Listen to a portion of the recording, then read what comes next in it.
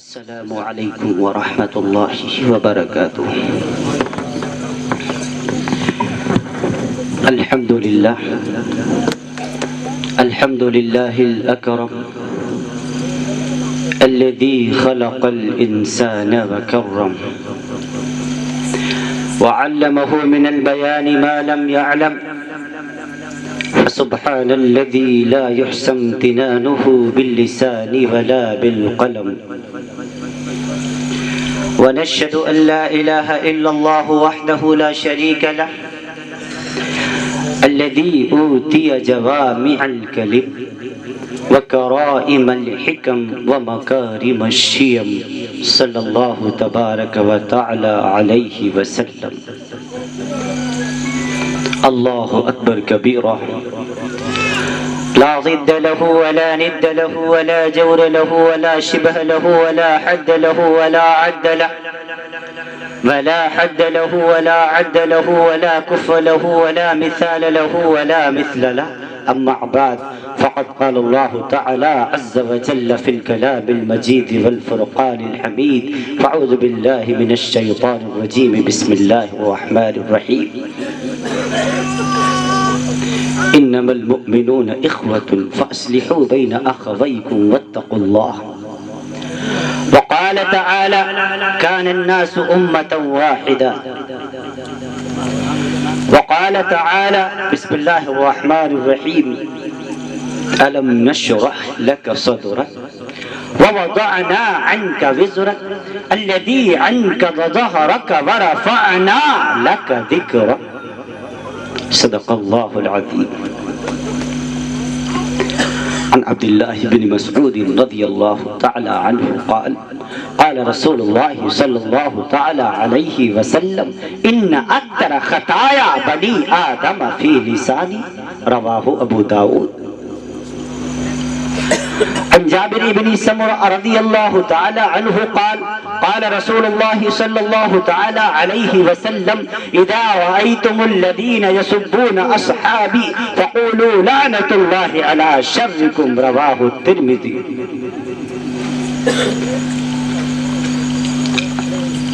عن جابر بن سمرة رضي الله تعالى عنه قال قال رسول الله صلى الله تعالى عليه وسلم من كن فيه يسر الله ثم حتفه وأدخله جنته، رفق بالضعيف وشفقة على الوالدين وإحسان إلى المملوك، رواه ابن ماجه۔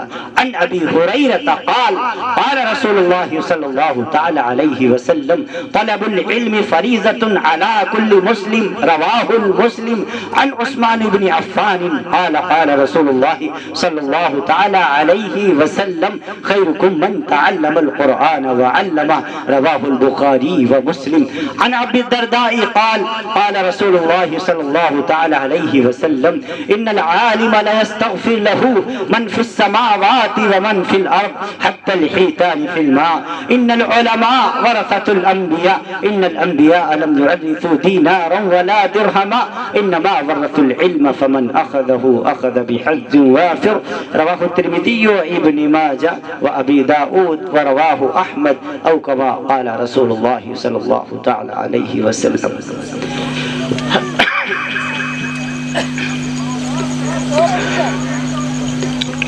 محبت کے شرر سے دل سراپا نور ہوتا ہے۔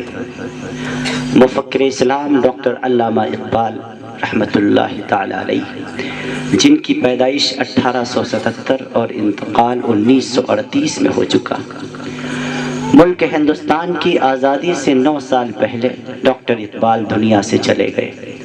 1912 میں سرزمین لاہور، جو اس وقت ہندوستان ہی کا ایک حصہ تھا، وہاں پر بیٹھ کر انہوں نے ایک کتاب لکھی جس کا نام شکوہ جواب شکوہ، اس میں یہ نظم درج ہے۔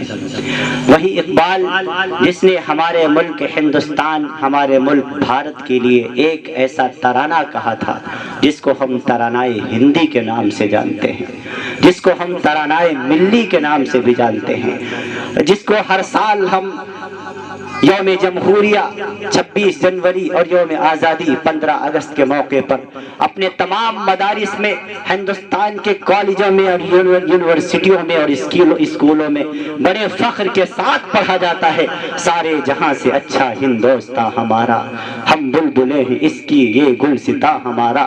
اور مذہب نہیں سکھاتا آپس میں ویر رکھنا، کوئی بھی دھرم، کسی بھی ریلیجن کا قانون دوسرے ریلیجن کو ڈیمیج کرنے کی بات نہیں کرتا۔ کسی بھی دھرم کو اٹھا کر کے دیکھ لیجئے، ہمارا ملک ہندوستان بڑا خوبصورت ہے، اس میں قسم قسم کے مذاہب کو ماننے والے لوگ موجود ہیں، وہ اپنے دھرم کے اوپر آزادی کے ساتھ چل رہے ہیں۔ دنیا کو اٹھا کر کے دیکھیے، ہندوستان ہی نہیں ساری دنیا کو اٹھا کر کے دیکھ لیجئے، there is 1019 religion in all world، دنیا میں کم و بیش 1019 مذاہب ہیں۔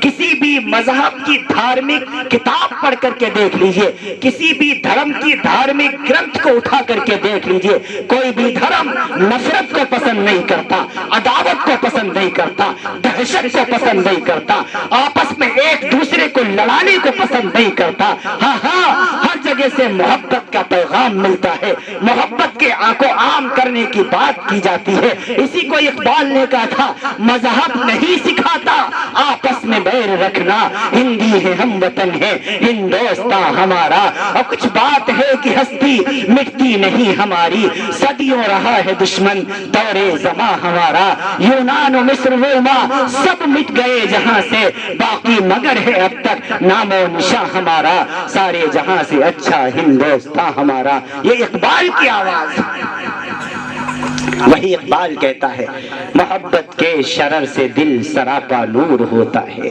محبت کے شرر سے دل سراپا نور ہوتا ہے، ذرا سے بیج سے پیدا ریاض دور ہوتا ہے، اور محبت سے ہی ہے پائی شفا بیمار قوموں نے، محبت سے ہی ہے پائی شفا بیمار قوموں نے، کیا ہے بخت خفتہ کو بہت بیدار قوموں نے۔ اس محبت کو عام کرنا پڑے گا، ہمارے ملک کو محبت کی بہت ضرورت ہے، نفرتوں کی دکانیں ویسے بھی کھلی۔ اللہ تعالیٰ اس جلسے کو خوب کامیاب فرمائے۔ دعا ایک مرتبہ درود شریف پڑھ لیں، اللہم صلی علی سیدنا محمد وعلی آل سیدنا محمد واصحابہ وبارک وسلم۔ بھائی آپ کی مائک میں جتنی آواز ہے ساری ڈال دیجئے، ہماری آواز بہت خراب ہے، تقریباً 350 پونے 400 کلومیٹر کا سفر کر کے نیپال سے ڈائریکٹ آپ کے یہاں آ رہا ہوں، آرام کرنے کا موقع نہیں ملا، 1-1.5 گھنٹے بس ہر گاؤں میں رکا چھوٹی بہن کے پاس، اس کے بعد پھر آپ کے یہاں کے لیے نکل آیا۔ بہت تھکا ہوا ہوں، پورا بدن چور ہے، ٹوٹا ہوا ہے، ہمت نہیں ہو رہی، بس آپ حضرات اگر کچھ ساتھ دیں گے تو انشاءاللہ تھوڑا بہت اللہ تعالیٰ کچھ کام کی باتیں زبان سے نکلوا دے گا۔ میں عرض کر رہا تھا آپ سے کہ ہمارے ملک کو محبتوں کی بہت ضرورت ہے، ہم سب محبت سے رہتے ہیں اور رہتے رہیں گے انشاءاللہ۔ ہم جس نبی کو ماننے والے ہیں وہ نبی محبت سکھا کے گیا، اس نے تو پتھر مارنے والوں کو بھی دعائیں دی، اس نے تو بیٹیوں کو زخمی کرنے والوں کو بھی دعائیں دی۔ طائف کی اور سرزمین جہاں پر سب سے پہلا دعوتی سفر آپ صلی اللہ علیہ وسلم نے کیا تھا، ابھی رب ذوالجلال نے مجھے 25 اگست کو طائف جانے کا موقع، ابھی حرمین شریفین گیا، 25 اگست کو میں طائف کے سفر کے لیے گیا، تو وہاں کے لوگوں سے جب میری باتیں ہوئی تو آج بھی ان کی آنکھیں اشکبار تھیں، حالانکہ وہ عرب ہیں، عجمیوں کو گونگا کہتے ہیں، لیکن جب ان سے میں نے کہا کہ آپ ہی وہ ہیں جنہوں نے ہمارے نبی صلی اللہ علیہ وسلم کو آپ کے آبا و اجداد نے زخمی کیا تھا، مارا تھا، بھگایا تھا، تو انہوں نے فوراً کہنے لگے، انہوں نے میرے منہ پر ہاتھ رکھ دیا، کہنے لگا لا بد لہ ان یکون ذلک یا شیخ، کہ آپ مجھے یہ تانا نہ دیجئے، ساری دنیا کے تانوں سے ہم سب مرے جا رہے ہیں۔ آج وہی طائف کی سرزمین جس پر آپ صلی اللہ علیہ وسلم کو زخمی کیا گیا تھا، مارا گیا تھا، لیکن بد دعا نہیں کی آپ صلی اللہ علیہ وسلم نے، ہندوستان کے اندر اسی طائف کی سرزمین سے محمد بن قاسم آتا ہے جس نے اسلام کا پرچم بلند کیا۔ میں عرض کر دوں ہمارا ملک بہت خوبصورت ہے، ہم اس ملک میں صدیوں سے ہمیشہ سے رہتے چلے آئے ہیں محبت کے ساتھ، اور ہمیشہ انشاءاللہ رہتے رہیں گے۔ یہ مانوتا کا سندیش دیتا ہے، یہاں مانوتا اور منوسیتا، سشیلتا اور سہسورتا کوٹ کوٹ کر کے بھری ہوئی ہے۔ چند سیاسی لوگوں کی خاطر ہم اپنے آپس کے تعلقات ختم نہیں کریں گے۔ مجھ کو اپنا بچپن یاد ہے، میں خوب جانتا ہوں آج سے 20 سال پہلے جب میں چھوٹا سا بچہ ہوا کرتا تھا، ہمارے گھروں کے اندر ہمارے والد صاحب کے قریب میں پورے طور پر ان کے دوست اکثر رام لال اور شیام لال ہوا کرتے تھے۔ ہمارے گھروں کے اندر پورے طور پر جب بہن کی شادی ہوتی تھی، اس میں صرف مسلمانوں کو خوشی نہیں ہوتی تھی بلکہ پورے گاؤں پورے علاقے کے لوگوں کو خوشی ہوتی تھی۔ اگر ایک کوئی ہدیہ ہمارا مسلمان اشفاق لے کر کے آتا تھا تو اس بٹیا کے لیے گفٹ لے کر کے ہمارے رام لال چاچا اور شیام لال چاچا بھی آیا کرتے تھے۔ گھر میں اگر کوئی موت ہو جاتی تھی، جہاں ہمارے خاندان کے لوگ گھر کے لوگ پوری رات جاگ کر کے گزار دیا کرتے تھے، وہی ہمارے پڑوس میں پورے طور پر پرکاش نام کا ہمارا غیر مسلم بھائی، وہ بھی ہمارے دکھ میں برابر کا شریک ہوا کرتا تھا۔ یہ ہمارے ملک کی خوبصورتی ہے، یہ ہمارا ملک ہے، اسی لیے ہمارا ملک سارے ہندوستانی میں نہیں ساری دنیا میں مشہور ہے۔ اور عزیزوں، رب ذوالجلال نے بہت دنیا دکھائی ہے، ہندوستان کا تو بار بار چکر لگوایا، اللہ تعالیٰ نے بہت سے ممالک بھی دکھائے۔ ابھی 3-4 ماہ قبل میں ساؤتھ افریقہ میں تھا، پھر وہاں سے تنزانیہ جانے کا موقع ملا، پھر وہاں سے الجزائر، اور الجزائر سے پھر میں انگلینڈ واپس آیا۔ میں نے بہت سارے ملک دیکھے لیکن اتنا خوبصورت ملک کبھی نظر نہیں آیا۔ امین آباد کے خطاب میں ابھی پچھلے ہفتے میں نے کہا تھا، رب ذوالجلال نے ہمارے ملک ہندوستان کو بہت وسعت دی ہے۔ ہم تو وہ ہیں جو اپنے ملک کی خاطر کعبے میں جا کر کے دعائیں مانگتے ہیں۔ کعبے کا گلاف ہاتھوں میں تھا، میں اپنے ملک کی ترقی کے لیے دعائیں کر رہا تھا۔ رکن یمانی کے قریب میں تھا، اپنے ملک کی ترقی کی دعائیں کر رہا تھا۔ کعبۃ اللہ کا طواف کرتے وقت ہم نے اپنے ملک کی سلامتی کی اللہ سے دعائیں مانگی ہیں، سلامتی کی بھیک مانگی ہے۔ صفا مروہ کا چکر لگاتے وقت ہمارے منہ پر ہماری زبانوں پر پورے طور پر ہماری زبانوں پر نام اپنے ملک کا تھا۔ کیوں؟ ہم اس ملک میں پیدا ہوئے ہیں، اس ملک میں رہتے ہیں، اس ملک میں پلے بڑے ہیں، اسی ملک میں کھاتے ہیں، اور اسی ملک میں ہم انشاءاللہ سوئیں گے۔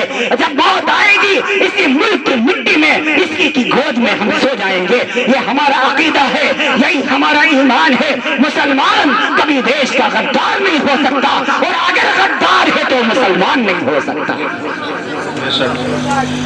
مسلمان کبھی دیش کا ملک کا غدار نہیں ہو سکتا، اور اگر وہ تماشا کر رہا ہے پھر وہ مسلمان نہیں۔ میں اس کو مسلمان ماننے کو تیار نہیں۔ مسلمان تو دور کی بات، وہ انسان کہلانے کا حقدار نہیں۔ آج جو نہتوں پر حملے کر رہے ہیں، جو دہشت کا ماحول برپا کر رہے ہیں، جو آتنک کا ماحول برپا کر رہے ہیں، یہ مسلمان تو دور کی بات انسان کہلانے کے بھی حقدار نہیں۔ انسان وہ ہے جس کے اندر انسانیت ہو، مانو وہ ہے جس کے اندر مانوتا ہو، آدمی وہ ہے جس کے اندر آدمیت ہو، جس کے اندر منوسیتا نہ ہو، جس کے اندر سشیلتا نہ ہو، جس کے اندر شیشورتا نہ ہو، جو پورے طور پر اگیان کے اندھکار میں ڈوبا ہوا ہو۔ بتاؤ وہ انسان کہلانے کا حقدار ہے؟ ہمارے نبی نے تو یہ تعلیم نہیں دی۔ ہمارے نبی صلی اللہ علیہ وسلم کو رب ذوالجلال نے دنیا میں بھیجا انسانیت کا پاٹھ پڑھانے کے لیے۔ میں اکثر اپنے ہندو بھائیوں سے کہا کرتا ہوں، آپ اپنے گرنتھوں کو پڑھیے، آپ اس میں غور کیجئے، آپ رگ وید پڑھیے، یجروید پڑھیے، اتھر وید پڑھیے، شام وید پڑھیے، کلکی پران پڑھیے، بھوشیہ پران پڑھیے، آپ پورے پاؤ پر 18 پرانوں کا مطالعہ کیجئے، رام چرت مانس پڑھیے، والمیکی کی رامائن پڑھیے۔ آپ کو ملے گا کہ کوئی بھی مذہب کہ پورے طور پر کسی کے خلاف بھڑکانے کی بات نہیں کرتا۔ آپ کیوں نہیں پڑھتے؟ آپ اس کا ترجمہ کیوں نہیں معلوم کرنے کی کوشش کرتے؟ شنکر جگت بندھو جگدیشا، سر نر من سب ناوت شیشا، ناف سکل سمپدا تمہاری، میں سیوت سمیت ست ناری، کادر من کہو ایک دھارا، دیو دیو آل سے پکارا، جہاں سمت تہاں سمپتی نانا، جہاں کمت تہاں وپتی ندھانا، پر ہت سرس دھرم نہیں بھائی، پر پیڑا سم نہیں ادمائی۔ جائیے اس کا ترجمہ اور ان کی ویاکھیا اپنے ہندو بھائیوں اپنے پنڈتوں سے جا کر کے پوچھیں۔ آپ اس مارگ پر چلیے، اس راستے پر چلیے جو راستہ رام کا تھا، لکشمن کا تھا، جو آپ کے پوروجوں کا تھا۔ انہوں نے کبھی نفرت کی بات نہیں کی، کبھی ملک کو توڑنے کی بات نہیں کی، کبھی ہندو مسلم کے نام پر پورے طور پر دوسروں کو لڑانے کی بات نہیں کی۔ نہ یہ آپ کے مذہب کی تعلیم ہے، نہ یہ ہمارے مذہب کی تعلیم ہے۔ ہمارا مذہب اٹھاؤ گے؟ آپ کے یہاں بھی کہا ایکم برہم دتی ہے ناستے، برہما ایک ہے، ایشور ایک ہے، بھگوان ایک ہے، اسی کی بھکتی کی جائے گی، اسی نے سنسار کو رچا ہے۔ ہاں ہاں، ایکم برہم دتی ہے ناستے، نا نہا نہا ناستے یہ کنچن، دوسرا ہے ہی نہیں۔ اسی کو ہمارے یہاں کہا گیا لا الہ الا اللہ، اللہ کے سوا کوئی اللہ نہیں، اللہ کے سوا کوئی ایشور نہیں۔ اسی کو بائبل میں کہا گیا there is none God but Allah, there is none God but Allah, cherished of the God، اللہ ایک ہے، وہ God ایک ہے، پرماتما ایک ہے، اور جتنی دنیا کے انسان ہیں اسی پرماتما کے بھکت ہیں، اسی کے بندے ہیں۔ نفرت کہاں سے آ گئی، عداوت کہاں سے آ گئی؟ پتہ چلا ہماری کم علمی کی وجہ سے، ہم نے دھرم سمجھا ہی نہیں، ہم کو دھرم کے بارے میں پتہ ہی نہیں، اسلام کے بارے میں ہم جانتے نہیں، ہم ہندوازم کے بارے میں جانتے نہیں، ہم کرسچن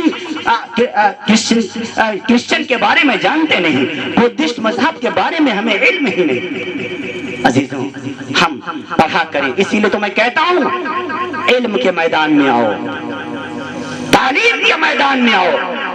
الحمدللہ، اللہ کا فضل، میں تمام دھارمک گرنتھوں کو پڑھتا ہوں، جہاں میں قرآن کریم کی تفسیر کرتا ہوں وہیں میں اور بھی دوسرے، ہم گوتم بدھ کو ماننے والے ہمارے بدھسٹ بھائی ہمارے ملک ہندوستان کے اندر بستے ہیں، ان کی مذہبی کتاب دیگ نکائے اس کو بھی میں پڑھتا ہوں۔ ہمارے جینی بھائی، جین دھرم سے تعلق رکھنے والے، وردمان مہاویر کو ماننے والے، ان کی دھارمک کتاب پھاڑ اور روپان اس کو بھی میں پڑھتا ہوں۔ میں ہندو بھائی کے ویدوں کو بھی پڑھتا ہوں، الحمدللہ، کیا برائی ہے؟ ہم کو اس میں اچھی اچھی باتیں نظر آتی ہیں، کیا مشکل ہے؟ اب جب ان کو پڑھیں گے آپ، تب آپ کو پتہ چلے گا اس کی اہمیت کا۔ کسی بھی مذہب کے اندر نفرت نہیں ہے، ہر مذہب مانوتا کی بات کرتا ہے، منوشیتا کی بات کرتا ہے، سشیلتا کی بات کرتا ہے، سہنشیلتا کی بات کرتا ہے، ایکتا کی بات کرتا ہے، اپنے ملک کو پورے طور پر ترقی یافتہ بنانے کی بات کرتا ہے۔ یہ ہمارے ملک ہندوستان کی تاریخ میں آج ہمارا نوجوان موبائلوں میں مست ہو گیا، آج ہمارا نوجوان موبائلوں میں ہر وقت اسی میں ملوث رہتا ہے، حتیٰ کہ بیٹیوں کے ہاتھوں میں بھی موبائل آ گئے، بہوؤں کے ہاتھوں میں بھی موبائل آ گئے، چھوٹے چھوٹے بچے ان کے ہاتھوں میں موبائل آ گئے۔ عزیزوں، اب آپ بتائیں، ہمارا چھوٹا سا بچہ ہے، اس کے ہاتھ میں ہم نے موبائل دے دیا، موبائل پر ایک کارٹون دیکھ رہا ہے، اس کارٹون میں ایک کارٹون نے دوسرے کارٹون کا گلا کاٹ دیا، اس کا خون بہ رہا ہے، اس کے ہاتھ الگ کر رہا ہے، پیر الگ کر رہا ہے۔ اب جب ہمارا ایک 4 سال کا 5 سال کا بچہ جب یہ حالات دیکھے گا، اس کے اندر سے اہمیت ختم ہو جائے گی کہ نہیں ختم ہو جائے گی؟ اس کے اندر سے قتل ختم، پورے طور پر قتل و غارت، یہ سب کھیل تماشا ہو جائے گا کہ نہیں ہو جائے گا؟ وہ ریئل کو بھی پورے طور پر کارٹون ہی سمجھے گا۔ اس لیے عزیزوں، اپنے بچوں کو ان موبائلوں سے دور رکھا کرو، اپنے بچوں کو ان موبائلوں سے دور رکھا کرو، ان کو تعلیم کے میدان میں آگے لے کر کے آؤ، ان کو تمام کے تمام علوم پڑھاؤ، ہندی پڑھائیے، انگلش پڑھائیے، اسپینش پڑھائیے، وینٹو لینگویج جو بامبے میں بولی جاتی ہے وہ پڑھائیے، روس کی رشین پڑھائیے، جرمنی کی جرمن پڑھائیے، آپ چین کی چائنیز پڑھائیے، آسٹریلیا کی لیٹن انگلش پڑھائیے، امریکہ کی کینیڈین انگلش پڑھائیے، آپ اپنے بچوں کو تمام علوم پڑھائیے، کون منع کرتا ہے؟ لے کر کے آئیے۔ جب تک آپ اپنی اولادوں کو تعلیم اور علم کے میدان میں آگے لے کر کے نہیں آئیں گے، آگے آنے والی نسل کبھی کامیاب نہیں ہو پائے گی۔ ایک اللہ کے ولی گزرے جن کا نام تھا بایزید، آپ نے بھی سنا ہوگا، بایزید بسطامی رحمت اللہ علیہ، اللہ کے ایک بہت بڑے ولی گزرے۔ بچپن ہی میں ہی ان کے والد کا انتقال ہو گیا، ان کے ابا دنیا سے رخصت ہو گئے، ان کے پتا جی کا سورگواس ہو گیا۔ تو انہوں نے انتقال سے پہلے اپنی بیوی یعنی بایزید کی اماں سے کہا، جب میرا بیٹا بڑا ہو جائے، یہ نہیں کہا ڈاکٹر بنانا، انجینئر بنانا، فلاسفر بنانا، ترقی یافتہ بنانا، ہماری بہنیں بھی بیٹھی ہیں بڑی کثیر تعداد میں، غور سے سنیں۔ انہوں نے وصیت کی جب ہمارا بیٹا بڑا ہو جائے تو اسے بھگوان کا بھکت بنانا، آسان لفظوں میں کہوں اللہ کا ولی بنانا۔ ہمارے اس بیٹے کو جب یہ بیٹا بڑا ہو جائے تو اسے اللہ کا ولی بنانا۔ اللہ کی شان، تھوڑے دنوں کے بعد بایزید رحمت اللہ علیہ کا انتقال ہو گیا، اماں اکیلی رہ گئی، بایزید چھوٹا سا ہے، 4-5 سال کی عمر ہے۔ اب جب پڑھنے لگے بایزید، اب اماں کو فکر ہوئی کہ اپنے بیٹے کو تعلیم دلوانے کے لیے لے کہاں جاؤں۔ لوگوں سے معلوم کیا، پتہ چلا ایک مسجد ہے، اس مسجد میں ایک اللہ کا ولی بیٹھا رہتا ہے اور وہ لوگوں کے بچوں کو تعلیم سکھاتا ہے۔ اب کسی شخص نے بتایا اگر اس کے پاس آپ اپنے بچے کو چھوڑ کر کے آ جائیں تو آپ کا بچہ انشاءاللہ کامیاب ہو جائے گا۔ بوڑھی ماں اپنے یتیم لخت جگر کو لے کر کے پہنچ گئی اللہ کے ولی کے دربار میں، مسجد میں۔ حضرت جی میں بیوہ ہوں، یہ میرا یتیم لخت جگر ہے، میرے اس یتیم نذرانے کو قبول فرما لیجئے، اس کو آپ اپنی تربیت میں رکھ لیجئے، اس کا ابا دنیا سے جا چکا ہے۔ حضرت نے فرمایا اچھا ٹھیک ہے بہن، میں اس کو اپنے پاس رکھ لیتا ہوں۔ جب چلنے لگی ماں تو دھیرے سے کان میں کہا حضرت جی آپ ایک وعدہ کریں مجھ سے۔ بہن تم مجھ سے کون سا وعدہ لینا چاہتی ہے؟ فرمایا آپ مجھ سے وعدہ کریں کہ جب تک میرا بچہ اللہ کا ولی نہیں بن جائے گا، بھگوان کا بھکت نہیں بن جائے گا، اس وقت تک آپ اسے مدرسے سے چھٹی نہیں دیں گے۔ اب جب یہ بات کہی ہے تو بڑا مشکل ہوتا ہے، کون جانتا ہے کہ چل کے بچہ کس کا کیسا کیا بنے گا۔ کہنے کہ بہن تو نے تو بہت بڑی بات کہی تھی، تیرے جذبے کی میں قدر کرتا ہوں، لیکن یہ تو اللہ ہی جانتا ہے، ایشور ہی جانتا ہے کہ کون آگے چل کر کے کیا بنے گا۔ بہرحال میں کوشش کروں گا اور تو بھی میرے لیے دعا کرنا، اور میں اس کو چھٹی نہیں دوں گا۔ پھر اس نے کہا، ماں نے کہا حضرت جی ایک اور آپ ایک دعا میرے لیے فرما دیں۔ کہا وہ کیا ہے بہن بتائیں تو صحیح۔ کہنے لگی جب سے شوہر کا انتقال ہوا ہے گھر اچھا نہیں لگتا، میں بیمار رہنے لگی ہوں، کبھی پورے طور پر کئی دنوں تک بخار نہیں اترتا، کمزوری بڑھتی چلی جا رہی ہے۔ حضرت جی میں آپ سے گزارش کرتا ہوں آپ میرے لیے اللہ سے دعا فرمائیں کہ اللہ تعالیٰ اس وقت تک مجھے موت نہ دے جب تک پورے طور پر میرا بیٹا اللہ کا ولی نہ بن جائے، میں اس کو اللہ کا ولی بنا ہوا اپنی آنکھوں سے دیکھنا چاہتا ہوں۔ حضرت نے دعا فرمائی، ماں چلی آئی۔ اب بایزید چھوٹا سا ہے، مدرسے میں رہنے لگا، مسجد میں رہنے لگے۔ 1 سال گزرا، 2 سال گزرا، جب 3 سال گزر گئے، 3 سال کا وقفہ ہوا۔ ایک دن بایزید صبح آئے اور آ کر کے استاد جی سے کہنے لگے حضرت جی 3 سال ہو گئے، ان 3 سالوں میں ماں کی یاد تو بہت آئی، ماں کو بہت مس کیا ہم نے، لیکن کبھی آپ سے چھٹی نہیں مانگی۔ حضرت جی آپ مجھے 1 دن کی چھٹی دے دیجئے، ابھی امی سے ملاقات کر کے صبح واپس آ جاؤں گا۔ اب استاد جی بڑا پریشان، اگر چھٹی دیتا ہوں تو ماں سے کیا ہوا وعدہ ٹوٹتا ہے، اور اگر چھٹی نہیں دیتا ہوں تو معصوم سے بچے کا دل ٹوٹتا ہے، اب کرے تو کیا کرے۔ اب استاد تو استاد ہوتا ہے، تھوڑی دیر سوچا، پھر کہا اچھا بایزید ایک شرط ہے تمہیں چھٹی مل جائے گی۔ حضرت جی کون سی شرط ہے؟ فرمایا اگر تم سورج غروب ہونے سے پہلے یعنی سورج ڈوبنے سے پہلے 15 یا 16 صفحے، میں نے کچھ کتاب میں پڑھے ہیں مجھے ٹھیک سے نہیں یاد ہے، 15 یا 16 صفحے زبانی قرآن کریم کے حفظ یاد کر کے اگر سنا دو گے تو تمہیں چھٹی مل جائے گی، لیکن خیال رہے اگر سورج غروب ہو گیا تو اگلے 3 سال تک تمہیں کوئی چھٹی نہیں ملے گی۔ معصوم سا بچہ سمجھ گیا استاد جی چھٹی دینا نہیں چاہتے ہیں، کچھ کہا نہیں، دل میں تو آیا جاؤ استاد جی سے کہوں کچھ سبق کم کریں، لیکن پھر بوڑھی ماں کا خیال آیا، کیونکہ چلتے وقت بوڑھی ماں نے کہا تھا بیٹا استاد جی جو کہیں سر تسلیم خم کر دینا، اس کی باتوں کو کبھی اگنور مت کرنا، کبھی اس کی باتوں میں دخل اندازی نہ کرنا۔ یہ ماں کا خیال کر کے وہ بچہ سیدھا مسجد چلا جاتا ہے، وضو کیا اور وضو کرنے کے بعد 2 رکعت نماز پڑھی، سجدے میں گیا، خوب رویا، اللہ تو جانتا ہے میں چھوٹا سا معصوم سا بچہ ہوں، مجھے ننھی سی جان کے بس کا نہیں ہے 15-16 صفحوں کا زبانی ایک دن میں یاد کرنا، لیکن اللہ میری وہی بوڑھی ماں کہا کرتی تھی جو ماں مجھے اس مسجد میں چھوڑ کے گئی ہے کہ اللہ سب کچھ کر سکتا ہے، اللہ ہر چیز پر قدرت رکھتا ہے، رب ذوالجلال سب کچھ کر سکتا ہے، اے اللہ میری بوڑھی ماں کی اس بات کی لاز رکھ لیجئے اور مجھے یہ سبق یاد کرا دیجئے۔ اس بچے نے اللہ سے دعا مانگی اور پھر سبق یاد کرنا شروع کیا۔ عصر کا وقت تھا، عصر کے بعد وہ بچہ استاد جی کے پاس آیا اور آ کر کے کہنے لگا حضرت جی سبق یاد ہو گیا، سبق سن لیجئے۔ استاد جی نے سوچا 2 صفحے یاد ہو گئے ہوں گے، 4 یاد ہو گئے، 6-8 یاد ہو گئے ہوں گے۔ لکھنے والوں نے لکھا جب بایزید نے سنانا شروع کیا جتنا سبق دیا تھا اس سے 1.5 صفحہ زیادہ سنا دیا۔ سبحان اللہ، استاد جی سمجھ گئے اس بچے پر اللہ تعالیٰ کی خاص کوئی خاص نوازش ہے، اللہ تعالیٰ کا خاص کرم ہے، اس کا معاملہ عجیب ہے، اب کر کیا سکتے تھے؟ چھٹی دے دی، چھٹی دے دی۔ مغرب کا وقت ہو چکا تھا، بایزید اپنے گھر کی طرف جا رہا ہے، 3 سال کے بعد آج اپنی بوڑھی ماں کا دیدار کرے گا، آج اپنے گھر کی طرف چل رہا ہے، قدموں کو اٹھا رہا ہے، چلتے چلتے دیر ہو گئی، عشاء کے بعد کا کے وقت گھر پہنچا ہے، دروازہ بند ہے، دروازہ کھٹکھٹایا، من دکل باپ کون ہے؟ فرمایا اماں آپ کا بیٹا بایزید ہے۔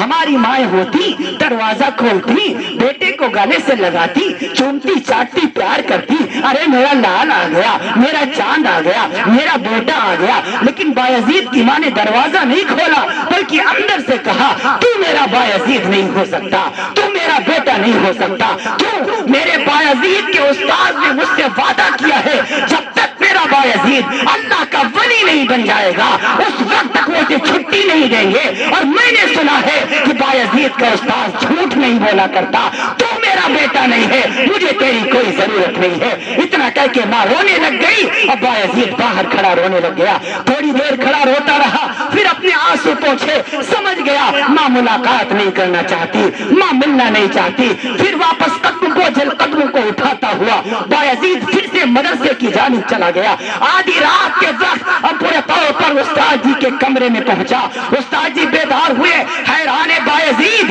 تجھے تو چھٹی مل گئی تھی، بڑی مشکل سے تجھے چھٹی ملی تھی، بڑی منت اور سماجت کر کے تجھے چھٹی ملی تھی، بڑی محنت سے تو نے سبق یاد کیا تھا، میں نے تجھے اجازت بھی دی تھی، ہاں ایک رات ماں کے پاس رک لیتا، واپس کیوں چلا آیا؟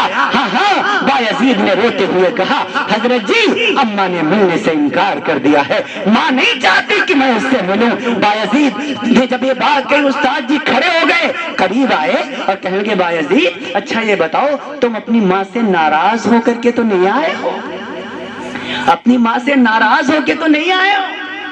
بایزید ابھی تک سر جھکا ہوا تھا، سر اٹھایا، استاد جی نے دیکھا آنکھیں بہ رہی ہیں، پورا کے پوری آنکھیں رو کر لال کر رکھا ہے، کہنے لگے حضرت جی آنکھیں بہی بہت ہیں، دل رویا بہت ہے، لیکن حضرت جی میں اپنی اماں سے ناراض نہیں ہوں، میں اللہ کے فیصلے پر بھی راضی ہوں اور اماں کے فیصلے پر بھی راضی ہوں۔ پھر قریب آیا، استاد جی کے ہاتھ پکڑے، استاد جی ایک وعدہ آپ نے میری ماں سے کیا تھا، ایک وعدہ آپ آج مجھ سے کریں۔ ہاں بیٹا کون سا وعدہ لینا چاہتا ہے؟ فرمایا آپ مجھ سے وعدہ کریں، میں چھوٹا سا بچہ ہوں، کبھی رونے لگوں گا، بھاگنے کی کوشش کروں گا، ضد بھی کروں گا، کچھ بھی ہو جائے آپ مجھ سے وعدہ کریں جب تک میں اللہ کا ولی نہ بن جاؤں آپ مجھے چھٹی نہیں دیں گے۔ ہائے ہائے، جب مائیں قربانی دیتی ہیں تو اولاد یوں ہوا کرتی ہے۔ حضرت جی آپ وعدہ کریں، استاد جی نے گلے سے لگا لیا، خوب روئے، بیٹا جا اپنی درسگاہ میں چلا جا۔ اب وہ معصوم سا بچہ، اب اس ماں کا بیٹا اب استاد جی کے پاس رہنے لگ گیا۔ 1 سال گزرا، 2 سال گزرا، 5 سال ہوئے، 10 سال ہوئے، 17 سال ہو گئے، 17 سال ہو گئے۔ ایک دن 17 سال جب مکمل ہو گئے، استاد جی سوئے ہوئے ہیں کہ خواب میں امام الانبیاء احمد مصطفیٰ محمد مصطفیٰ صلی اللہ علیہ وسلم کا دیدار ہوتا ہے۔ میرے محبوب فرماتے ہیں اے بایزید کے استاد اٹھو اور جا کر کے بایزید کو خوشخبری دو کہ اللہ تعالیٰ نے اس کی بوڑھی ماں کی دعاؤں کو قبول فرما لیا ہے اور اسے ولایت کبریٰ کا جھنڈا اس کے ہاتھوں میں دے دیا ہے۔ سبحان اللہ۔ استاد جی آئے تو کیا دیکھا؟ جب گھر سے چلا تھا 5 سال کا تھا، آج 17 سال کے بعد عمر 22 سال کی ہو گئی۔ استاد جی آدھی رات کے بعد آئے تو کیا دیکھا؟ وہ 22 سالہ نوجوان تہجد کے بعد اپنا سر سجدے میں رکھ کر کے آنسو بہا رہا ہے اور کہہ رہا ہے اللہ 17 سال ہو گئے پوری ماں کا دیدار نہیں کیا، اللہ 17 سال ہو گئے پوری ماں کا چہرہ نہیں دیکھا، پوری ماں کی بہت یاد آ رہی ہے، اللہ کوئی ایسا سبب بنا دیجئے ماں کا دیدار آنکھوں سے نصیب ہو جائے۔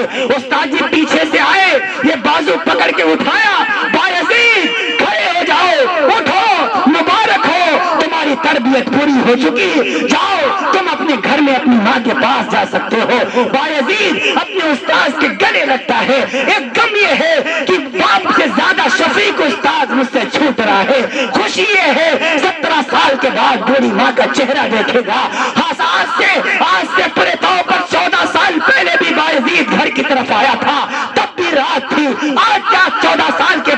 رہا ہے پھر بھی رات ہے. اس دن جب آیا تھا دروازے بند ہیں, آج جب دروازے پر پہنچا ہے تو دروازے بند نہیں ہیں, دروازے کھلے ہوئے ہیں اور بوڑھی ماں استقبال میں دونوں باہیں پھیلائے ہوئے کھڑی ہے. بایزید کو دیکھا, بوڑھی ماں لپک کے آگے آئی, میرا بیٹا آ گیا, میرا لال آ گیا, میرا بایزید آ گیا.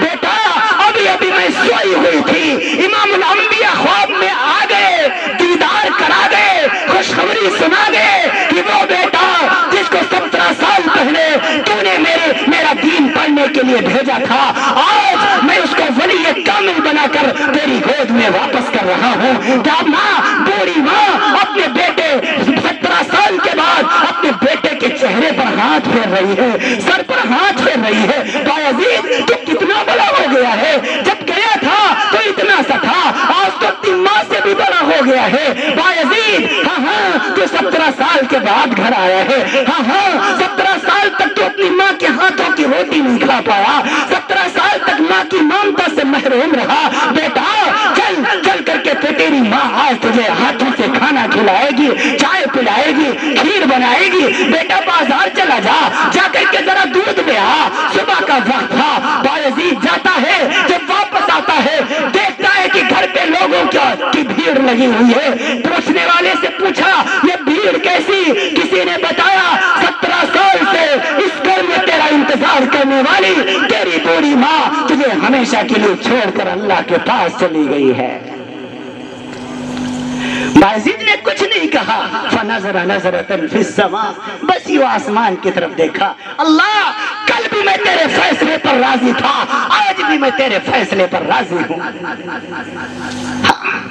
آج بھی میں تیرے فیصلے پر راضی ہوں. تدفین ہو گئی اور بصرہ سے مکہ المکرمہ کی طرف ہجرت فرمائی. حتیم کے قریب لیٹے ہوئے ہیں, حجاج کا ظلم و ستم زوروں پر ہے, اس کے خلاف بایزید بسطامی رحمت اللہ علیہ نے فتویٰ دیا کہ تو ظالم ہے, غاصب ہے, لوگوں کو ناحق قتل کرواتا ہے. اس نے بایزید کی پھانسی کا آرڈر دیا, ان کو قتل کیا جائے. اور ملک شام اردن کے راستے سے, تاریخ ابن عساکر نے لکھا, اردن کے راستے سے اپنی فوج بایزید کو پکڑنے کے لیے بھیجا. یہ حتیم میں لیٹے ہوئے تھے, اتنے میں سفیان بن عیینہ, یہ ایک بہت بڑے محدث گزرے ہیں, یہ بھاگے بھاگے آئے. حضرت اپنی جان بچاؤ, وہ ظالم بادشاہ آپ کو پکڑنے کے لیے آ رہا ہے, آپ کو قتل کرے گا.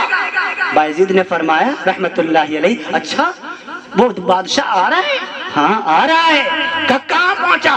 کہاں ملک شام سے نکل چکا ہے اور اس وقت اردن کے جنگلوں سے ہوتا ہوا مکہ المکرمہ میں داخل ہوا چاہتا ہے. بایزید نے فرمایا اچھا ابھی میں جاتا ہوں. وضو فرمایا اور وضو کر کے مقام ابراہیم پر گئے, 2 رکعت نماز پڑھی اور آسمان کی طرف دیکھا اور فرمایا اے اللہ اگر وہ ظالم بادشاہ مجھ تک پہنچا تو میری اور تیری دوستی ٹوٹ جائے گی. ہائے ہائے کیسا اعتماد تھا. یہ بات کوئی یوں ہی تو نہیں کہہ دے گا, کوئی ایسے ہی تو نہیں کہہ دے گا. تاریخ نے لکھا مکہ تو دور کی بات, مدینہ تو دور کی بات, ہاں ہاں اردن کے جنگلوں کے پتھروں میں دب کر کے بادشاہ کی فوج ہلاک ہو گئی اور حضرت بایزید رحمت اللہ تعالی علیہ بچ گئے. یہ ایک ماں کی قربانیوں کا ثمرہ تھا. یہودیوں کا بہت بڑا مجمع لگا ہوا ہے, ہزاروں کی تعداد میں یہودی بیٹھے ہیں. یہودی پادری اس میں پورے طور پر اپنی مذہبی کتابوں سے بتا رہا ہے. اتنے میں بایزید اپنا ویش بدل کے اس میں داخل ہو گیا. یہودی جو پادری تھا اس کی زبان گونگ گئی, روند گئی. کسی نے کہا حضور آپ بول کیوں نہیں رہے؟ کہا ہماری مجمع کے اندر کوئی محمدی آ گیا ہے, کوئی رسول عربی کو ماننے والا آ گیا ہے. فرمایا کون ہو سکتا ہے, بلاؤ تو صحیح, بتاؤ تو صحیح, ہم اسے قتل کریں گے. آواز دی کون محمدی ہے کھڑا ہو جائے. بایزید کھڑے ہو گئے, میں محمدی ہوں, میں محمد عربی کو ماننے والا ہوں, رسول عربی کو ماننے والا ہوں. حضرت رحمت اللہ تعالی علیہ سے فرمایا تم کو قتل کر دیا جائے گا. فرمایا کوئی پرواہ نہیں. پادری نے کہا ٹھہرو, ان کو قتل بعد میں کیا جائے گا، پہلے میں ان سے سوالات کرتا ہوں، اگر یہ میرے سوالوں کے جواب ٹھیک ٹھیک دے دیں گے تو انہیں بری کر دیا جائے گا، ورنہ انہیں قتل کر دیا جائے گا۔ یہی ماں کا بیٹا بھرے مجمع میں کھڑا ہو گیا۔ حضرت بایزید نے فرمایا شرط یہ ہے آپ جتنی مرضی آئے مجھ سے سوال کر لیں، لیکن میں آپ سے ایک سوال کروں گا، آپ اس کا جواب دیں گے؟ سارے لوگوں نے کہا ہاں، آپ جب اتنے سوالوں کا جواب دے سکتے ہیں تو ایک سوال کا جواب ہمارے حضرت جی کیوں نہیں دے پائیں گے؟ ضرور دیں گے۔ یہودی پادری کہنے لگا میرا پہلا سوال یہ ہے، بتاؤ وہ ایسی کون سی چیز ہے جو ایک ہے جس کا دوسرا کوئی نہیں؟ بایزید فرمانے لگے اللہ واحد لا ثانی، اللہ ایک ہے دوسرا کوئی نہیں۔ فرمایا وہ دو کیا ہے جس کا تیسرا کوئی نہیں؟ فرمایا لیلا و نہارا ثمانیۃ لا ثلاثہ، یہ دن اور رات دو ہے تیسرا کوئی نہیں۔ کہا وہ تین کیا ہے جس کا چوتھا کوئی نہیں؟ کہا لوح و قلم و کرسی ثلاثۃ لا اربع، ہاں لوح قلم کرسی یہ تین ہے چوتھا کوئی نہیں۔ کہا وہ چار کیا ہے جس کا پانچواں کوئی نہیں؟ کہا توریت زبور انجیل قرآن یہ چار آسمانی کتابوں کا تذکرہ ہے، پانچویں کا کوئی نہیں۔ کہا پانچ کیا ہے جس کا چھٹا کوئی نہیں؟ پانچ کیا ہے جس کا چھٹا کوئی نہیں؟ کہا مسلمانوں پر دن رات میں وہ 5 وقت کی نمازیں فرض ہیں، چھٹی کوئی نہیں۔ کہا وہ 6 کیا ہے جس کا 7واں کوئی نہیں؟ کہا ستۃ ایام ثم استوى على العرش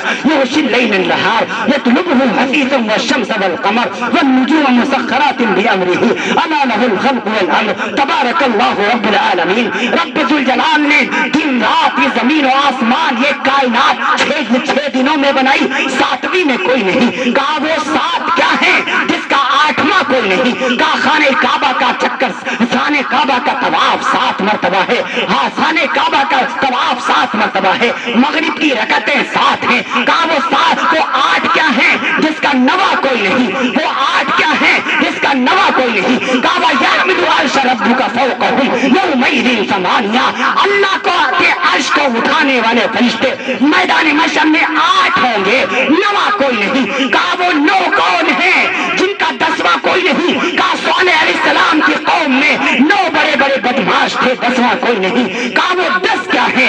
وہ 10 کیا ہے جس کا 11واں کوئی نہیں؟ کہا تلک عشرۃ کاملۃ ذلک لمن لم یکن اہلہ حاضر المسجد الحرام۔ اگر کوئی حج کرنے کے لیے جائے اور ایام حج میں اس سے کوئی غلطی ہو جائے تو اس پر 10 روزے فرض ہوتے ہیں، واجب ہوتے ہیں، 7 اپنے گھر میں رکھے، 3 حدود حرم میں رکھے، یہ 7 3 ٹوٹل 10 ہوئے، 11واں کوئی نہیں۔ کہا 11 کیا ہے جس کا 12واں کوئی نہیں؟ کہا یوسف علیہ السلام کے بھائی 11 تھے، 12واں کوئی نہیں۔ کہا وہ 12 کیا ہے؟ وہ 12 کیا ہے جس کا 13واں کوئی نہیں؟ کہا ان عدت الشہور عند اللہ 12 شہرا، اللہ کے نزدیک سال کے مہینوں کی تعداد 12 ہے، 13 کوئی نہیں۔ ہاں کہا بتاؤ وہ کون سی قبر ہے جو اپنے مردے کو لیے لیے پھرتی تھی؟ فرمایا وہ حضرت وہ پورے طور پر وہ اللہ کے پیغمبر حضرت یونس علیہ السلام کی مچھلی تھی جو اپنے نبی کو لے کر کے جس کو ایک سارک نامی مچھلی نے نگلا، سارک کو حویل نامی مچھلی نے نگلا، پھر تات الثری پاتال میں لے کر کے گئی، اس مچھلی کے پیٹ کو رب ذوالجلال نے صاف شفاف شیشے کا بنا دیا۔ ملا علی قاری نے لکھا، بار الرائق نے لکھا، تفسیر کبیر نے لکھا، امام آلوسی نے لکھا، دور سے سب کچھ نظر آ رہا تھا۔ حضرت یونس علیہ السلام کو یہودی کہنے لگا بتاؤ وہ کون سی بے جان چیز ہے جو جانداروں کو نگل گئی؟ فرمایا موسیٰ علیہ السلام کی لاٹھی تھی جس نے پورے طور پر جادوگروں کے سانپوں کو نگل لیا تھا۔ ہاں 1 نہیں 2 نہیں 10 نہیں 20 نہیں 30 نہیں 40 نہیں 270 سے زائد سوالات کیے، بایزید جواب دیتے چلے گئے۔ جب سارے سوال ختم ہو گئے تب بایزید نے سے پوچھا میرا ایک ہی سوال ہے، اس کا جواب تم بتاؤ۔ میرا سوال یہ ہے بتاؤ اللہ تعالیٰ نے جنت کی چابی کس کو دے رکھی ہے؟ جنت کی چابی کس کے پاس ہے؟ یہودی خاموش ہو گیا، بول نہیں رہا ہے۔ اب جتنے اس کے ماننے والے تھے سارے کہنے لگے آپ کے اتنے 350 سے زائد سوالوں کے جواب انہوں نے دے دیے، آپ ایک سوال کا جواب نہیں دیا۔ یہودی پادری کہنے لگا جواب مجھے آتا ہے، جواب مجھے معلوم ہے، لیکن اگر جواب میں دے دوں گا تم مانو گے نہیں۔ جو تم ہمیں پھولوں کا ہار پہنا رہے ہو، پھر تم جوتوں کا ہار مجھے پہناؤ گے۔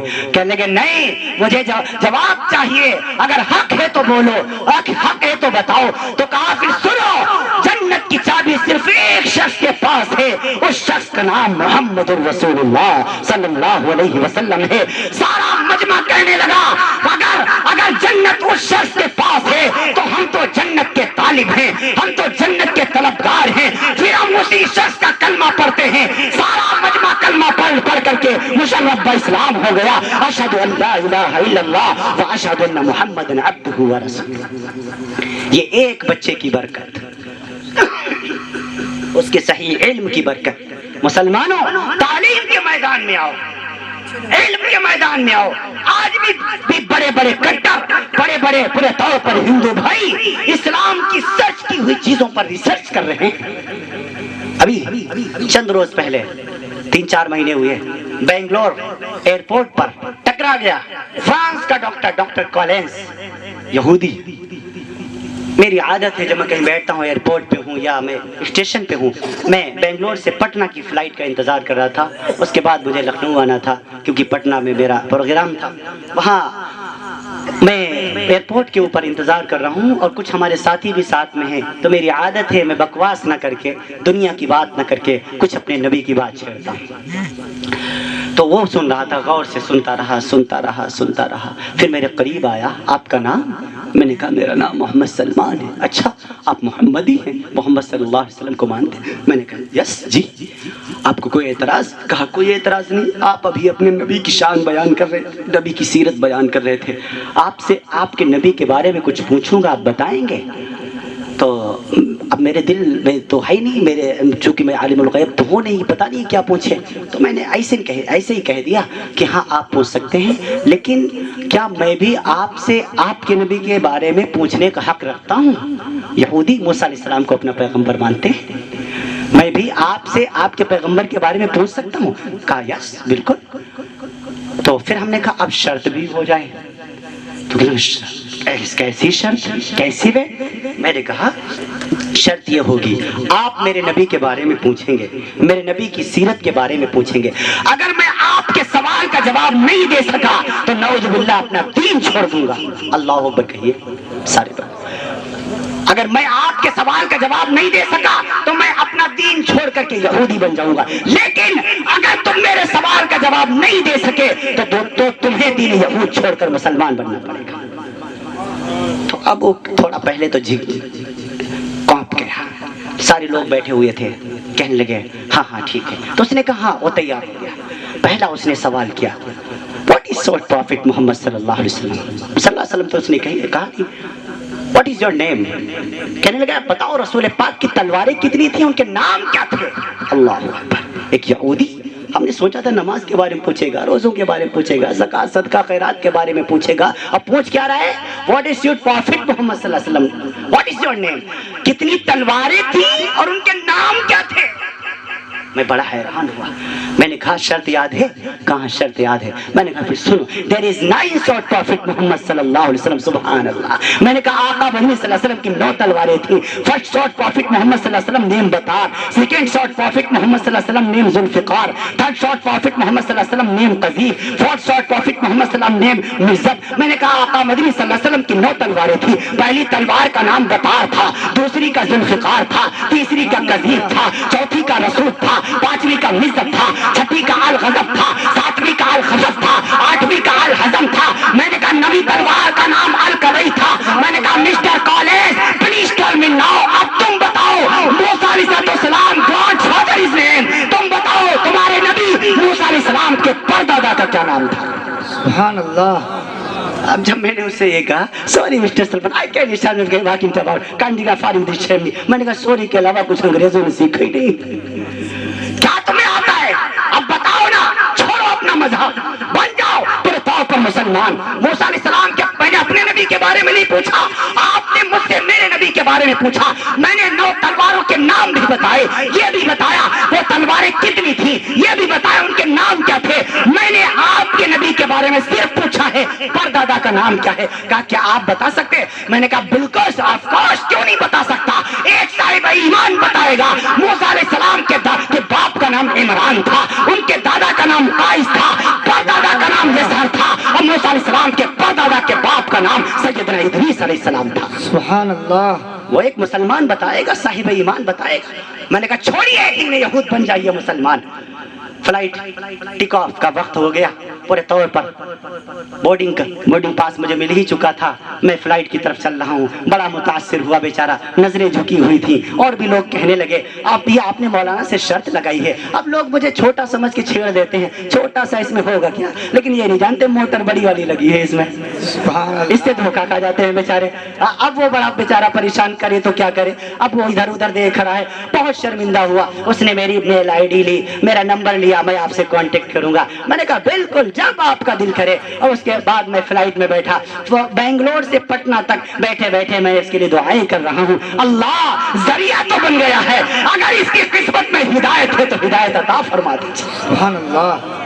हाँ हाँ, 1 महीना गुजरा, 2 महीना गुजरा, 3 महीने के बाद मैं उत्तराखंड की राजधानी देहरादून में मस्जिद खिताबत पर बैठने वाला था कि डॉक्टर कॉलेज का फोन आया।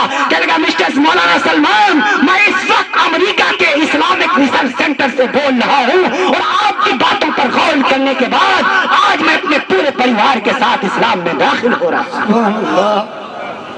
ये आज भी इस्लाम की हक़ानियत पूरे तौर पर आया है। आप तालीम के मैदान में आइए, आप इल्म के मैदान में आइए, आपको कभी रुसवा नहीं होना पड़ेगा इंशाअल्लाह, कभी रुसवा नहीं होना। और अभी भी अल्हम्दुलिल्लाह हफ्ता नहीं गुजरता कि डॉक्टर कॉलेज साहब का अब उन्होंने नाम अपना मोहम्मद अयूब रख रखा है। अब उन्होंने अपना नाम चेंज किया, पूरी फैमिली के साथ मुशर्रफ इस्लाम हो गए। उन्हें बड़ी शर्मिंदगी महसूस हुई। वो इस्लाम की हक़ानियत जब उनके करीब आई तब उनको पता चल गया इस्लाम ही बरहक है। हाँ हाँ, इस्लाम ही सच्चा मजहब है। इसका मतलब ये नहीं किसी के धर्म को डैमेज किया जाए, किसी के धर्म को बुरा भला कहा जाए, नहीं। हम दलाइल के साथ समझाते हैं, हम एक रब की बात करते हैं, या मानवता की बात करते हैं, मनुष्यता की बात करते हैं, सुशीलता की बात करते हैं, सहिष्णुता की बात करते हैं। हम अहिंसा के खिलाफ आवाज उठाते हैं, हम अपने मुल्क हिंदुस्तान में एकता की बात करते हैं। हम बताते हैं कि ये पूरे तौर पर तुम्हारे यहाँ भी यही कहा गया, एकम ब्रह्म द्वितीय नास्ते। हम बताते हैं तुम्हारे यहाँ भी यही तालीम दी गई।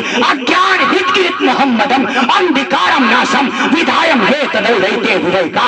जब दुनिया में अंधकार फैल जाएगा, जब दुनिया से मानवता खत्म हो जाएगी, जब मनुष्यता और सहिष्णुता सुशीलता लोग भूल चुके होंगे, अज्ञान हितकृत मोहम्मदम अंधकारम नाशम, उस अंधकार को नाश करने के लिए परमात्मा ईश्वर भगवान अल्लाह भेजेगा मोहम्मद को। जब दुनिया में अवतरित होंगे तो दुनिया से अंधकार का नाश हो जाएगा।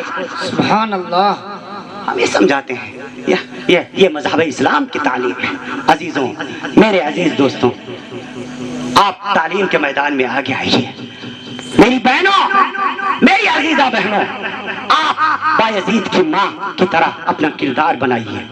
हाँ हाँ, कितनी कुर्बानी दी, लाजवाब हो गई सारी दुनिया और वो वक्त का वली बन गया।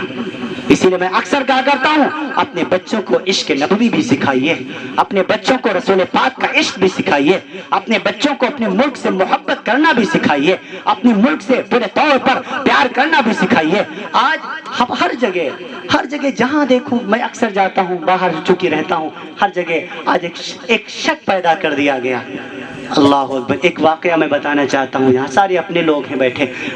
मैं लखनऊ एयरपोर्ट से पूरे तौर पर कहाँ का सफ़र था, कहीं पूर्वांचल नहीं बल्कि हाँ बागडोगरा, जो दार्जिलिंग के करीब पड़ता है, मगरबी बंगाल में पड़ता है, बागडोगरा का सफ़र था।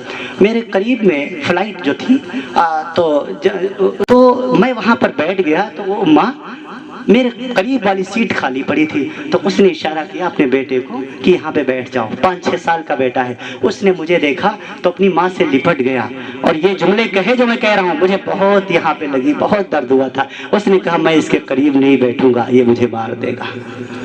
خدا یہی اس کے جملے تھے. ایئرپورٹ کے اندر کی بات کر رہا ہوں. مجھے بڑا دھکا لگا.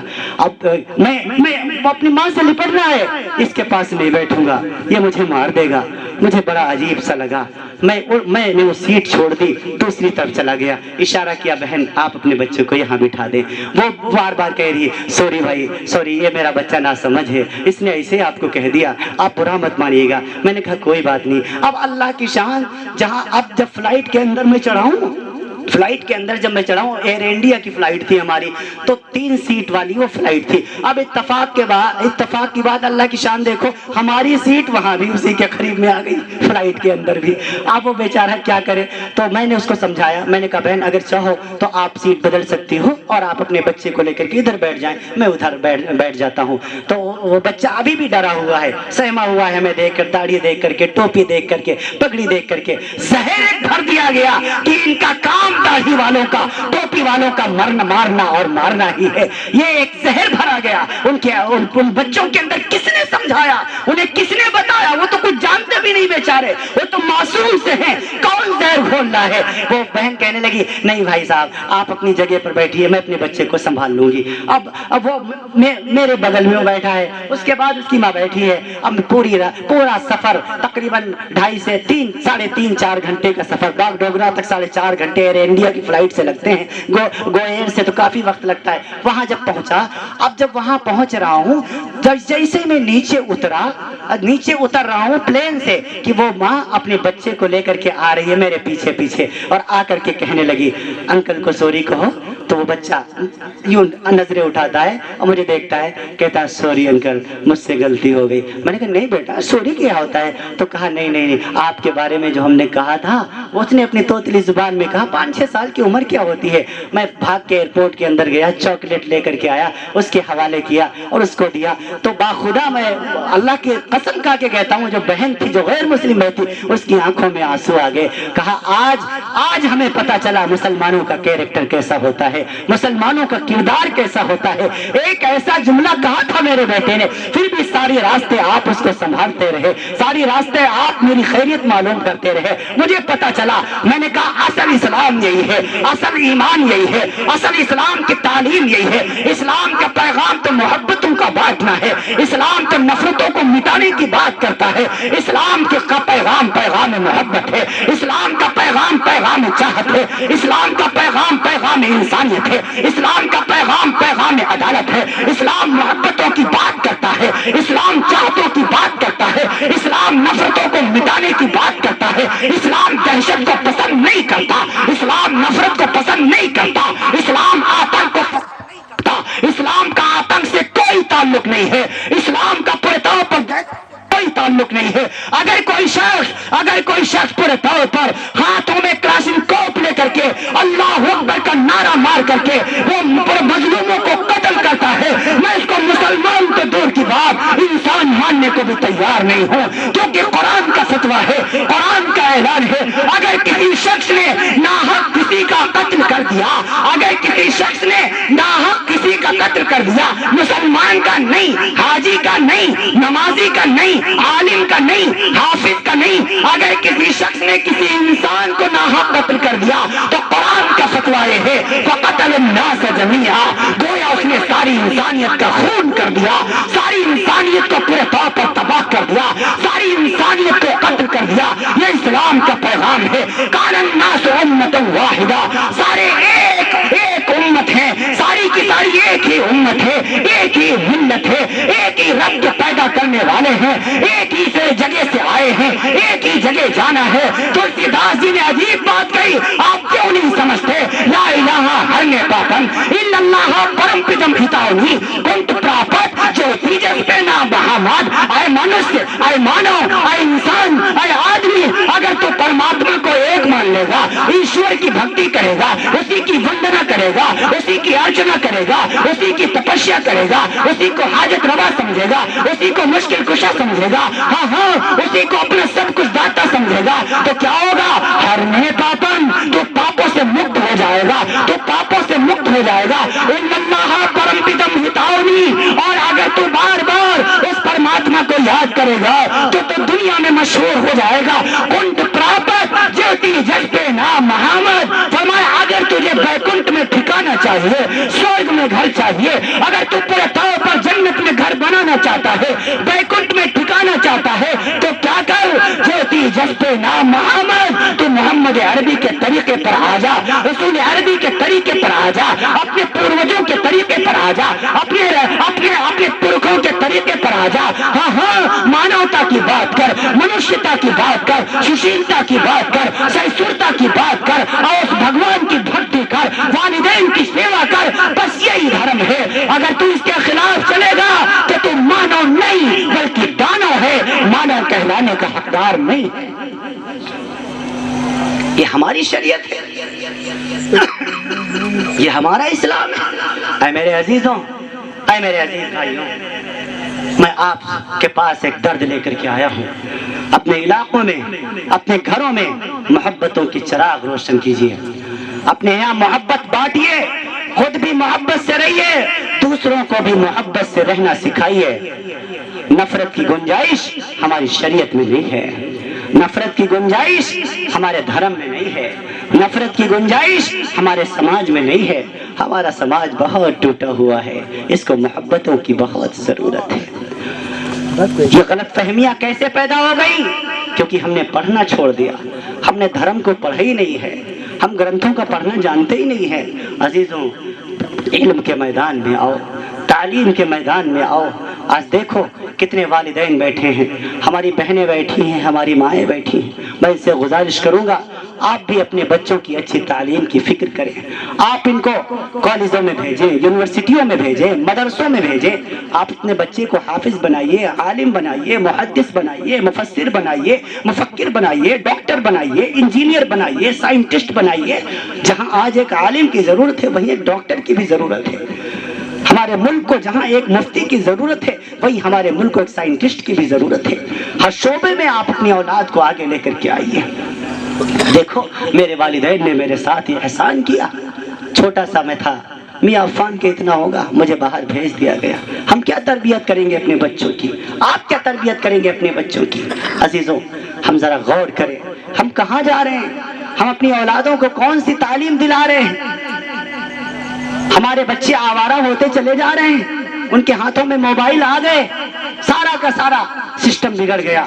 دن ہوتا ہے موبائل، رات ہوتا ہے موبائل، صبح موبائل، شام موبائل، ہر وقت موبائلوں کے اوپر تماشے دیکھتے ہمارے نوجوان برباد ہو رہے ہیں۔ بوڑھا باپ بڑا سسک رہا ہے، بوڑھی ماں کی فکر نہیں ہے موبائل کے چکر میں۔ عزیزوں، اس موبائل نے سب کو تباہ و برباد کر دیا۔ اس موبائل نے ماں کو بیٹے سے الگ کر دیا، بیٹے کو ماں سے الگ کر دیا۔ ماں چاہتی ہے بیٹا تھوڑی دیر میرے پاس بیٹھ کر کے باتیں کرے، لیکن بیٹے کے پاس اتنا وقت نہیں ہے۔ وہ موبائلوں پر 3-4 گھنٹے کی پکچریں دیکھنا تو برداشت کر لے گا، لیکن 5 منٹ اپنی ماں کے پاس بیٹھ کر باتیں کرنا برداشت نہیں کرے گا۔ وہ ماں جس نے بچپن میں اسے کبھی اکیلا نہیں چھوڑا، اس ماں کو آج بڑھاپے کی حالت میں تنہا چھوڑ رہا ہے۔ یہ ہمارے نوجوانوں کا حال ہے۔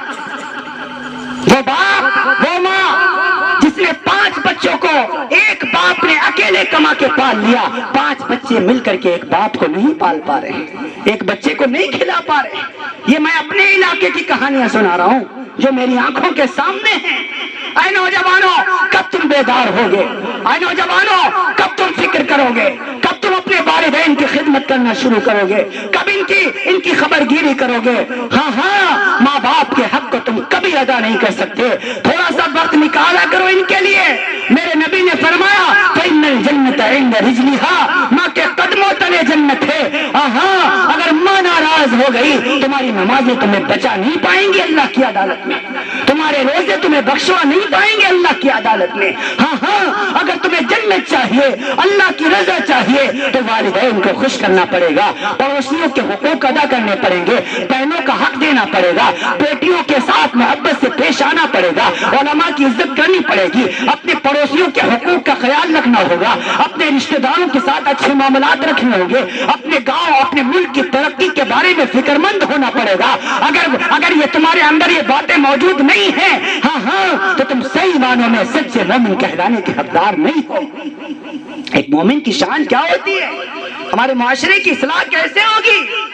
آج سے 20 سال پہلے مجھے اپنا بچپن خوب یاد ہے, جب ہم سب چھوٹے تھے, ہمارے گھر کی دادیاں, ہمارے گھر کی نانیاں شام کے وقت, مغرب کے بعد, عشاء کے بعد پورے طور پر اپنے پوتوں کو, اپنے ناتیوں کو لے کر کے بیٹھ جایا کرتی تھی اور انہیں پریوں کی کہانی سنایا کرتی تھی. آج گھر کی دادی, گھر کی نانی ترستی ہے کاش کوئی پوتا میرے قریب آئے, مجھ سے پریوں کی کہانی سنے, مجھ سے راجا رانی کی کہانی سنے. یہ شوق کہاں چلا گیا؟ اس موبائل نے تباہ و برباد کر دیا. وہ بیچاری دادی پوتے کا انتظار کر رہی ہے اور پوتا موبائل پر گیم کھیل رہا ہے, کارٹون دیکھ رہا ہے, تماشے دیکھ رہا ہے. بتاؤ یہ محبتیں کہاں چلی گئی؟ باپ کا ڈر اولاد کے دل سے نکل گیا. 20 سال پہلے ہماری مائیں پورے طور پر سمجھا دیا کرتی تھی, دیکھو تمہارے ابا تھکے ہوئے آ رہے ہیں, جب یہ گھر میں آئے تم شور نہ کرنا. اب جیسے ہی ابا جان گھر میں آتے تھے, چھوٹا بیٹا آتا تھا, کوئی پیر دبا رہا ہے, کوئی ہاتھ دبا رہا ہے, کوئی سر دبا رہا ہے, بار بار پورے طور پر ابا کی خدمت کر رہا ہے, ابا کی سیوا کر رہا ہے. ساری تھکن باپ بھول جایا کرتا تھا. عزیزوں, یہ شفقتیں کہاں چلی گئی؟ یہ محبتیں کہاں چلی گئی؟ ہاں آج سے 20 سال پہلے ہمارے گھر تو کچے ہوا کرتے تھے, لیکن ہم دل کے بڑے امیر ہوا کرتے تھے, ہمارے دل امیر ہوا کرتے تھے. آج ہمارے گھر تو پکے ہو گئے, لیکن پکے گھروں کی طرح ہمارے دل بھی پتھر کے ہو گئے, جن میں کسی کے لیے پورے طور پر تڑپ نہیں رہی اور وہ دلوں سے تڑپ ختم ہو گئی. اے میرے عزیزوں, اپنے گھروں کے اندر, اپنے معاشرے کے اندر محبت پیدا کرو, محبتوں کو پیدا کرو, زندہ کرو. اپنی ماؤں کی خدمت کرو, اپنی بہنوں کی خدمت کرو, اپنے آپ کو دین کے قریب کرو. کوشش کیا کرو کہ کوئی کام ایسا نہ ہو جس سے ہمارے ماں باپ کو دکھ ہو. یہ والدین کا بڑے حقوق ہیں, ہم ان کو کبھی ادا نہیں کر پائیں گے. ایک نوجوان اپنی بوڑھی ماں کے پاس آیا, امی جان میں آپ کا حق ادا کرنا چاہتا ہوں, آپ مجھے اجازت دیں. بیٹا تو میرا حق ادا نہیں کر سکتا. نہیں اماں, میں حق ادا کروں گا, بتاؤ کیا کرنا ہوگا. ماں نے کہا حق ادا کر دو گے, کرنا چاہتے ہو. بھائی یہ چائے بند کر دو پلیز, تھوڑی دیر یہ رہنے دیجئے. چائے والوں نے بڑا پریشان کر رکھا ہے. اللہ تعالیٰ چائے والوں سے حفاظت فرمائے. میں عرض کر دوں آپ سے, ہاں ماں نے کیا کہا, بیٹا تو میرا حق ادا نہیں کر پائے گا. نہیں اماں, آپ مجھے اجازت دیجئے, میں آپ کا حق ادا کرنا چاہتا ہوں. میں نے کہا ایک شرط ہے. شرط کیا ہے؟ آج رات تو اپنی بیوی کے پاس نہیں رہے گا, بلکہ میرے پاس چارپائی پہ بیٹھا رہے گا, سوئے گا بھی نہیں, گرم کپڑے بھی نہیں پہنے گا, اور جو تیری ماں کہے گی وہی تجھے کرنا پڑے گا. بیٹے نے کہا بس اتنی بات؟ بس ٹھیک ہے. وہ تیار ہو گیا, اپنی بیوی کے پاس آیا, کہنے لگا سنتی ہو آج میں اپنی اماں کے پاس بیٹھنا چاہتا ہوں. کیوں, کیا مجھ سے آپ ناراض ہیں؟ فرمائے نہیں میں ناراض تو نہیں ہوں, میں اپنے ماں کے حق کو دنیا میں ادا کرنا چاہتا ہوں. اور ماں نے شرط لگائی ہے کہ آج رات تو میرے پاس بیٹھے گا, بیوی کے پاس نہیں جائے گا. بیوی نے اجازت دے دی. عشاء کی نماز پڑھ کے بیٹا اپنی ماں کی چارپائی پہ بیٹھ گیا. ماں نے کہا شرط یہ بھی ہے, سردی ہے لیکن تو لحاف نہیں اوڑھے گا, سردی ہے لیکن تو گرم کپڑے نہیں پہنے گا. اماں ٹھیک ہے نہیں پہنوں گا. بیٹا بیٹھ گیا. رات کے 10-11 بجے ماں نے اپنے بیٹے سے کہا بیٹا مجھے پانی چاہیے, پانی لے کر کے آ. بیٹا گیا, ایک گلاس میں پانی لے کر کے آیا. ماں نے تھوڑا سا پانی پی لیا, پھر تھوڑا سا سرہانے رکھ دیا. پھر تھوڑی دیر کے بعد ماں لیٹ گئی. بیٹا بیٹھا ہوا ہے. اب آدھی رات ہو گئی, بیٹا اونگنے لگ گیا. ماں نے جگایا, بیٹا سو رہا ہے کیا, تجھے میرا حق ادا نہیں کرنا؟ ہاں اماں ادا کرنا ہے نا, تو اٹھ جا میرے لیے پانی لے کر کے آ. اماں ابھی تو پانی پیا تھا, آپ نے کہا تو نے وعدہ کیا ہے کچھ نہیں کہے گا. ہاں کچھ نہیں کہوں گا، اماں لے کر کے آ رہا ہوں۔ بیٹا پھر سے گلاس میں پانی لے کر کے آیا، ماں نے پانی تھوڑا سا پیا اور جہاں پر بیٹا بیٹھا ہوا تھا اس کی چارپائی پر بستر پہ پانی ڈال دیا۔ بیٹا کہنے لگا اماں آپ نے میرا بستر گیلا کر دیا، کہا تجھے میرا حق ادا نہیں کرنا ہے، تو نے وعدہ کیا ہے کچھ نہیں کہے گا۔ ہاں ہاں اماں کچھ نہیں کہوں گا۔ گیلے بستر پر بیٹا بیٹھ جاتا ہے۔ پھر تو اب آپ آدھی رات سے زیادہ وقت ہو گیا، صبح ہونے کو ہے، بچہ اونگنے لگ گیا، ٹھٹر رہا ہے، جاڑے کی وجہ سے تڑپ رہا ہے۔ ماں نے پھر کہا بیٹا اٹھ، سو رہا ہے کیا؟ بیٹا اٹھ گیا، جا میرے لیے پانی لے کر کیا۔ اماں بار بار تو پانی مانگتی ہے، کیا کرے گی پانی؟ تو پورا پانی پیتی بھی نہیں۔ کہا تجھے حق ادا نہیں کرنا ہے؟ فرمایا ہاں ادا کرنا ہے نا، تو پھر جا میرے لیے پانی لے کر کے آ۔ پانی لینے کے لیے گیا، اس بار ماں نے تھوڑا سا پانی پیا اور جو باقی بچا تھا وہ بیٹے کے اوپر ڈال دیا، کپڑوں پہ ڈال دیا۔ ویسے بھی سردی تھی، ویسے بھی گرم کپڑے نہیں پہنے تھے۔ بیٹا ٹھٹرنے لگ گیا اور بیٹا بھڑک گیا، کہنے لگا ماں تو پاگل ہو گئی ہے، میری بیوی صحیح کہتی ہے کہ تو پاگل ہو گئی ہے، تیرا دماغ کام نہیں کر رہا، تو اپنے بیٹے کے کپڑوں کو گیلا کرتی ہے، کہیں اس کے بیٹھنے کی جگہ کو گیلا کرتی ہے۔ نہ مسکرائی، کہا بیٹا تو بھول گیا وہ دن جب بچپن میں تو چھوٹا تھا، سردی کا موسم ہوا کرتا تھا، بستر گرم لحاظ میں تجھے میں لٹاتی تھی، تو پیشاب کر دیا کرتا تھا، پتہ نہیں کتنی مرتبہ تو نے میرے کپڑوں کو گیلا کیا۔ بیٹا کبھی میں نے تجھے پاگل نہیں کہا، بیٹا جب تو رات میں پیشاب کر دیتا تھا، سردی کا موسم ہوتا تھا، میں تجھے اپنی سینے پر لٹا لیا کرتی تھی، خود گیلے میں لیٹ جایا کرتی تھی تاکہ میرے بیٹے کو سردی نہ لگے۔ بیٹا رات کو بخار تجھے آتا تھا، بیمار ہم دونوں ہو جایا کرتے تھے۔ بیٹا جس دن سے تو گھر میں پیدا ہوا ہم دونوں نے اپنے لیے جینا چھوڑ دیا، تیرے لیے جیتے تھے۔ بیٹا چھوٹا تو تھا، تجھے بازار میں لے کر کے جاتے تھے، تیرے ابا کے پاس پیسے نہیں ہوتے تھے تو کھلونے پر ہاتھ رکھ دیتا تھا، تیرے ابا ادھار کھلونے لے کر تجھے دے دیا کرتے تھے، جس کپڑے کی تو نے خواہش کی تجھے کپڑے دیے گئے، جس کھلونے کی تو نے خواہش کی تجھے کھلونے دیے گئے، ساری آرزویں تیری پوری کی گئی، ساری خواہشیں تیری پوری کی گئی۔ بیٹا میں نے تو تجھے کبھی پاگل نہیں کہا، بلکہ میں تو تجھے اپنے سینے سے لگائے پھرتی تھی، یہ میرا چاند ہے، یہ میرا لال ہے۔ ہاں ہاں کپتانی کتنی مرتبہ سردیوں کے موسم میں تو نے مجھے گیلا کیا، میں نے تجھے ایک مرتبہ بھی پاگل نہیں کہا، اور میں نے تجھے صرف ایک بار گیلا کیا ہے، تو نے اپنی ماں کو ہی پاگل کہہ دیا۔ بیٹا کیا یہی انصاف ہوتا ہے؟ بیٹا رونے لگ گیا، ماں کے قدموں میں بیٹھ گیا، امی جان آپ کا حق ہم کبھی ادا نہیں کر سکتے، واقعی ماں باپ کا حق کوئی ادا نہیں کر سکتا، یہ مائی ہے جو بچپن میں بچے کو پورے طور پر کھلاتی ہے پلاتی ہے، یہی ماں ہی تو ہے جس نے 9 مہینے پیٹ میں رکھا۔ ہاں ہاں کتنی مرتبہ درد ہوتا ہے۔ میرے نبی سے پوچھا گیا یا رسول اللہ ہم پر سب سے زیادہ کس کا حق؟ فرمایا امی کا، تیری ماں کا۔ فرمایا اس کے بعد کا امی کا، تیری ماں کا۔ فرمایا اس کے بعد کا امی کا، تیری ماں کا۔ چوتھی بار پھر پوچھا اس کے بعد، میرے نبی نے فرمایا ابو کا۔ ماں کا حق باپ کے مقابلے میں 3 درجے زیادہ بتایا ہے۔ میرے نبی سے پوچھا صحابہ نے یا رسول اللہ ماں کا مقام 3 مرتبہ 3 زیادہ کیوں، 3 مرتبہ 3 گنا زیادہ کیوں؟ میرے نبی نے فرمایا ماں پر کچھ ایام ایسے گزرتے ہیں، ماں پر کچھ لمحے ایسے گزرتے ہیں جس میں ابا کا کوئی رول نہیں ہوتا، صرف ماں ہی اکیلی بیچاری جھیلتی ہے، ماں ہی ہے جو 9 مہینے حمل کی شعبتیں برداشت کرتی ہے۔ ابا تو پڑے سوئے ہوئے ہیں، ماں کے پیٹ میں درد ہو رہا ہے، ڈاکٹر نے کہہ دیا تجھے یہ چیز نہیں کھانی ہے، ماں کو بڑی پسند ہے، ڈاکٹر نے کہا تجھے نہیں کھانی ہے، تیرے بچے کو نقصان پہنچے گا، ماں نے وہ چیز کھانی چھوڑ دی۔ ڈاکٹر نے کہہ دیا تجھے اس کروٹ نہیں لیٹنا ہے، ماں بیچاری اس کروٹ لیٹنا چھوڑ دیتی ہے۔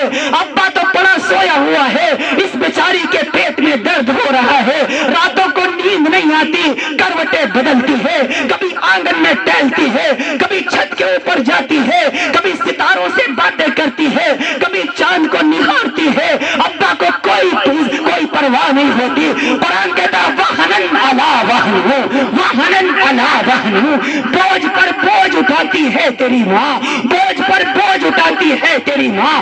ہے کوئی طاقتور مرد بارابنکی ضلع کے اندر جو ایک 4 کلو 2 کلو کا پتھر اپنے پیٹ پر 9 مہینے باندھ کے دکھائے؟ ہے کوئی طاقتور مرد کی بات 2 مہینے نہیں باندھ سکتا، 2 مہینے تو دور کی بات 2 دن نہیں باندھ سکتا، 2 گھنٹے باندھ کے نہیں چل سکتا۔ یہ ماں ہے جو 9 مہینے حمل کی شوبتیں برداشت کرتی ہے۔ جب بچہ پیدائش کا وقت قریب ہوتا ہے، جان نکلنے کی بازی ہوتی ہے، بے ہوشی طاری ہو گئی، یہ ماں بے ہوش ہو گئی، بچے کی پیدائش ہوئی، جیسے ہی ماں ہوش میں آئی اپنے بارے میں نہیں پوچھتی بلکہ پوچھتی ہے میرا بچہ کیسا ہے، میری بچی کیسی ہے۔ وہ بچہ گندگی میں لت پت ہوتا ہے، ماں کی ممتا تڑپ جاتی ہے، اس گندے بچے کو بھی اپنے سینے سے لپٹا لیا کرتی ہے، پھر 2 سال تک اپنا خون دودھ کی شکل میں پلاتی ہے ماں۔ ہاں گندگی صاف کرتی ہے ماں، غلاظت صاف کرتی ہے ماں، خود تو نہیں کھاتی، اپنے بچے کو لقمہ بنا کر کھلاتی ہے ماں۔ بخار بچے کو آتا ہے، بیمار مائیں ہو جاتی ہیں، کتنی راتیں باپ اور ماں گزار دیا کرتے ہیں بچے کے فراق کے اندر۔ اسی لیے میں کہا کرتا ہوں جس دن سے گھر میں اولاد پیدا ہوتی ہے ماں باپ اپنے لیے جینا چھوڑ دیتے ہیں، اولاد کے لیے جینا شروع کر دیتے ہیں۔ اے نوجوانوں تمہیں شرم نہیں آتی؟ یہی ماں جب بوڑھی ہو گئی، یہی باپ جب بوڑھا ہو گیا، اب جب اس کو ضرورت ہے تمہاری تو تم اس کو باہر برآمدے میں ڈال دیتے ہو۔ کیا تم نہیں جانتے اللہ دیکھ رہا ہے؟ کیا نہیں جانتے اللہ معاف نہیں کرے گا؟ اپنی ماں کو ستایا نہ کرو، اپنی ماں کو رلایا نہ کرو، اپنی ماں کے قدموں میں بیٹھا کرو۔ ابھی پرسوں طور پر میں نے اس جلسے میں ایک بات کہی تھی، امام شافعی کا واقعہ میں نے بتایا تھا، اپنی ماؤں کے قدموں کو پھر طور پر دبایا کرو، چوما کرو، ان کی خدمت کیا کرو۔ ہاں عید کا موقع آتا ہے، جہاں آپ اپنی بیوی کو شاپنگ کرانے لے کے جاتے ہو، اپنی بیٹی کو شاپنگ کرانے لے کے جاتے ہو، اپنی بوڑھی ماں کو بھی ساتھ لے کے جایا کرو اور کہا کرو اماں جان ہمیں یاد ہے جب ہم چھوٹے تھے عید کے موقع پر آپ ہمیں اسی بازار میں لایا کرتی تھی۔ ہاں آپ کے پاس پیسے نہیں ہوتے تھے لیکن پھر بھی آپ مجھے کپڑے ادھار خرید کے دیا کرتے تھے۔ امی جان اب آج آپ کا بیٹا بڑا ہو گیا ہے، آج پسند آپ کی ہوگی، پیسے آپ کے بیٹے کے ہوں گے۔ امی جان اپنی مرضی کا سوٹ خرید لیجئے، اپنی مرضی کا دوپٹہ خرید لیجئے، اپنی مرضی کا کپڑا خرید لیجئے، کبھی کبھی بوڑھے باپ کو لے کر کے بھی جایا کرو۔ ابا جان آج اس بازار میں آپ کا بیٹا چاہتا ہے آپ اپنی پسند کا کپڑا خریدیں، آپ اپنی پسند کا کرتا خریدیں، آپ اپنی پسند کی لنگی خریدیں، آپ اپنی پسند کی ٹوپی خریدیں۔ اللہ کی ذات کی قسم باپ کا دل تمہیں دعائیں دے گا، ماں کا کلیجہ تمہیں دعائیں دے گا۔ ہاں اگر تم نے ایسا نہیں کیا تو خوب یاد رکھو کل کو تمہاری بھی شادی ہونے والی ہے، تم بھی جوان ہونے والے ہو، تمہارے گھر میں بھی اولاد پیدا ہونے والی ہے، پھر وہی اولاد تمہارے ساتھ وہی سلوک کرے گی جیسا تم اپنے ماں باپ کے ساتھ کیا کرتے تھے۔ اے لوگوں، اے نوجوانوں، ماں کو رلایا نہ کرو۔ میرے نبی نے فرمایا ماں کے قدموں تلے جنت ہے، سرو تیرتھ مئی ماتا، سرو دیو میا پتا، ماترم پترم تسمات سروتنین پوجے۔ تمام تیرتھوں سے زیادہ پوتر استھان تیرے ماتا جی کے چرن ہیں، سرو دیو میا پتا، تمام دیوتاؤں سے بڑھ کر تجھ پر تیرے باپ کا حق ہے۔ ماترم پترم تسمات سروتنین پوجے۔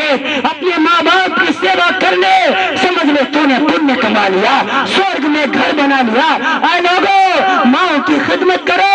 میرے پاس ماں نہیں ہے، میں ہر جلسے میں رہتا ہوں، ہر جلسے میں اپنا دکھڑا سناتا ہوں، کاش میری ماں واپس آ جاتی، کاش کوئی بیٹا کہنے والا مجھے مل جاتا۔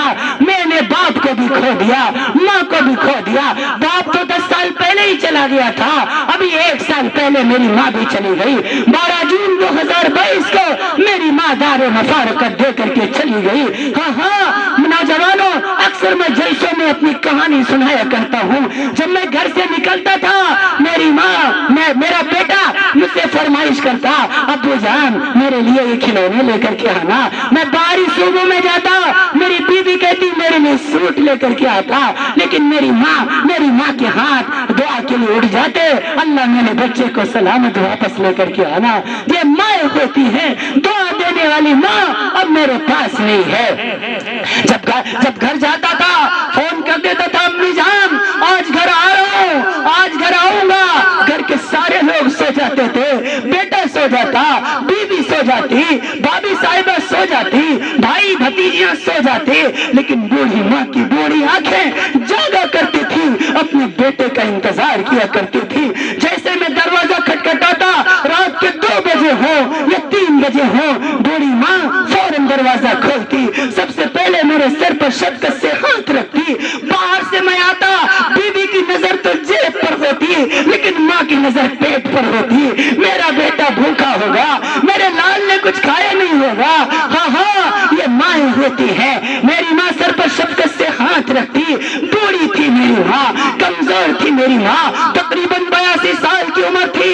باوجود بڑھاپے کے میری ماں کے بوڑھے قدم کچن کی طرف چل پڑا کرتے تھے. وہ میرے لیے چائے بنایا کرتی تھی اپنے کانپتے ہوئے ہاتھوں سے کپ بنا کر میری طرف بڑھایا کرتی تھی. میری اہلیہ کہتی امی جان میں بناتی ہوں نا. میری بھابھی کہتی امی جان میں بناتی ہوں نا. میری بھتیجیاں کہتی دادی میں بناتی ہوں نا. میری ماں کہتی نہیں میرا بیٹا بہت دور سے آیا ہے میرا دل کرتا ہے آج اپنے بیٹے کو میں اپنے ہاتھوں سے چائے بنا کے پلاؤں. اللہ کی ذات کی قسم ماں کے ہاتھوں کے بنی ہوئی چائے کا ایک گھونٹ جب میں حلق سے نیچے اتارتا تھا ہزاروں کلومیٹر کا سفر کی تھکان بھول جایا کرتا تھا. عزیزوں اب گھر جاتا ہوں گھر اچھا نہیں لگتا.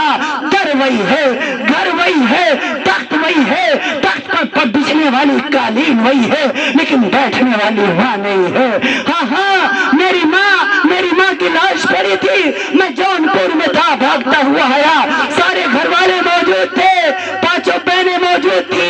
بہنیں خاموش ہو گئی. بھیا سفر سے آ رہا ہے کہیں رونے نہ لگے. میں جذباتی ہو گیا. میں نے کہا میرے گھر والوں مجھے جھوٹی تسلی نہ دو. مجھے خوب پتا ہے آج کے بعد جب میں اس گھر میں آؤں گا مجھے چچا کہنے والے بھتیجے تو مل جائیں گے چچا کہنے والی بھتیجیاں تو مل جائیں گی ماموں کہنے والے نواسے تو مل جائیں گے بھیا کہنے والی بہنیں تو مل جائیں گی لیکن بیٹا کہنے والی ماں مجھے اب کبھی نہیں ملے گی.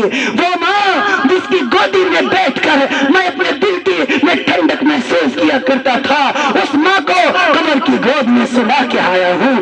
وہ ماں جو شفقت سے میرے سر پر ہاتھ پھیرا کرتی تھی اس ماں کو قبر کے حوالے کر کے آیا ہوں. نوجوانوں میں روتا ہوں آج کاش کوئی میری ماں کو واپس لوٹا دے. کاش کوئی میری ماں کو واپس لوٹا دے. کاش کوئی بیٹا کہنے والا مجھے مل جائے. آج سب بھائی کہنے والے حضرت کہنے والے علامہ کہنے والے بہت ملتے ہیں لیکن بیٹا کہنے والی ماں اب ہمارے پاس نہیں ہے. نوجوانوں یہ وقت آنے سے پہلے اپنی ماں کی قدر کرو. جب یہ وقت آئے گا پھر دوبارہ تمہیں تمہاری ماں کبھی نہیں مل پائے گی. تم مجھ بد نصیب کی طرح ایسے ہی روتے پھرو گے جیسے میں رو رہا ہوں. ہاں اب لفظ بیٹا سننے کو کان ترستے ہیں. کاش میری ماں زندہ ہوتی میں اس کی کچھ خدمت کرتا. کاش میرا باپ زندہ ہوتا میں اس کی کچھ خدمت کرتا. باپ کی تو بالکل خدمت نہیں کر پایا.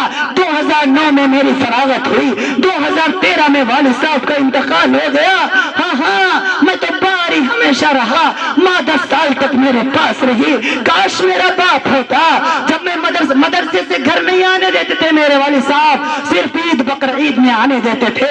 کہتے تمہاری چھٹی ہو جائے گی تمہارا سبق چھوٹ جائے گا. میں گھر آتا رونے لگتا ابو جان 1 دن رکنے کی اجازت دے دیجئے. میرے والد صاحب کہتے نہیں بیٹا گھر میں رکو گے تمہارا 1 دن کا سبق چھوٹ جائے گا.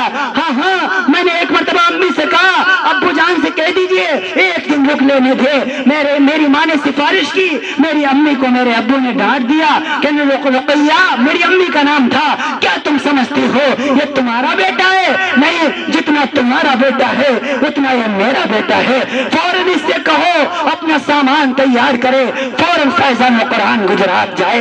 میں اس وقت موقوف علیہ کا طالب علم تھا، میں روتا ہوا جب چلنے لگا، میں نے پہلی مرتبہ اپنے والد کی آنکھوں میں آنسو دیکھے۔ انہیں بھی پتا تھا 1 سال کے بعد اب بیٹا گھر کو آئے گا، بہنیں بھی رو رہی ہیں 1 سال کے بعد بھائی اب گھر کو آئے گا۔ جب میں جذباتی ہو گیا، امی سے نپٹ گیا، امی جان ایک رات رک لینے دیجئے۔ میرے والد میرے قریب آئے، سر پر شفقت سے ہاتھ رکھا اور چند جملے کہے، وہ جملے میں تمہیں سنانا چاہتا ہوں۔ میرے والد صاحب کہنے لگے، بیٹا آج تو ایک باپ کو قربان کر دے، ایک ماں کو چھوڑ دے، آج 5 بہنوں کو چھوڑ دے، 2 بھائیوں کو چھوڑ دے، میری آنکھ دیکھ رہی ہے ایک دن آئے گا